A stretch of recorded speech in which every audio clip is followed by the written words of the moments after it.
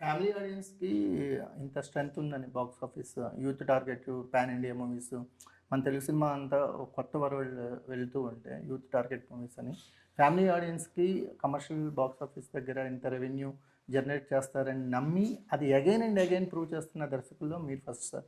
ఇప్పుడున్న కాంటెంపరరీ దర్శకుల్లో మీ బలం family audience. మీకున్న ఆ రిలేటబుల్ ఫ్యాక్టర్స్ ఎస్టాబ్లిష్ చేయడంలో యు ఆర్ ద మాస్టర్. అంటే ఆడియన్స్ చూసేవాళ్ళు రిలేట్ అవుతారు మీ క్యారెక్టర్స్తో.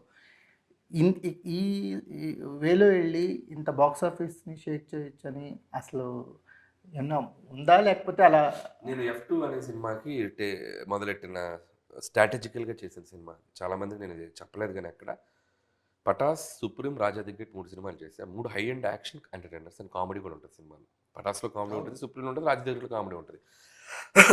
3 బ్లాక్ బస్టర్స్. మూడిట్లో 'పటాస్' హైయెస్ట్ రెవెన్యూ చేసింది. 'Supreme' super hit. 'Raja the great' దసరాకు వచ్చింది. అది పొంగల్‌కి వచ్చుంటే ఇంకోలా ఉండేదేమో. ఆఫ్ సీజన్‌లో వచ్చింది. అది అనుకున్నంత ఎక్స్ట్రార్డినరీ రెవెన్యూ చేయలే. 3 సినిమాలు ఓవర్‌సీస్‌లో ద బెస్ట్ రెవెన్యూస్ రాలా. 800కే వచ్చింది 'రాజా ది గ్రేట్', 'సుప్రీం' ఒక 300, 400, 'పటాస్' ఒక 300, 400 మధ్యలో.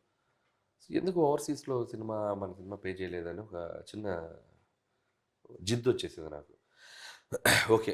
సో ఒక ఫ్యామిలీ ఓరియంటేషన్ ఫిల్మ్ తీద్దాం. అంటే అప్పుడు యూనివర్సల్‌గా అందరూ చూస్తారు అని ఒక ఫీలింగ్ వచ్చి అప్పుడు F2 కథ రాశాను. ఒక ఫైట్ ఉండదు సినిమాలో. అవును.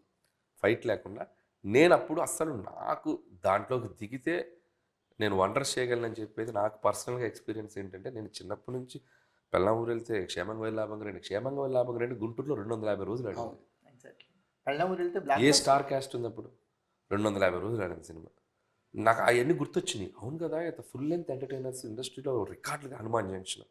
అవును.